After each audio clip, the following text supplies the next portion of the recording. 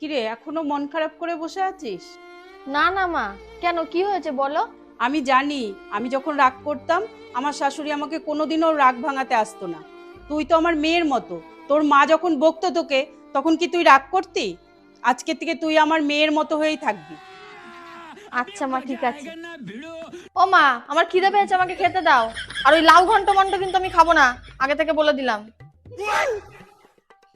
মা, ও মা, হ্যাঁ মনে বল। আমাকে এক কাপ চা করে দাও না, আমার মাথাটা খুব যন্ত্রণা করছে।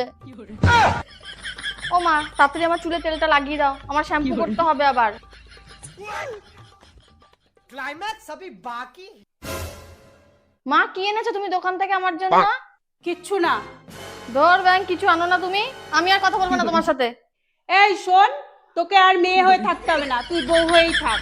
বউয়ের সম্মান বেশি, এতদিন তো মেয়ে হয়েছিলি। না মা, আমি বউ হয়ে থাকতে চাই না, মেয়ে হয়ে থাকতে চাই, মেয়ে হয়ে বেশি মজা।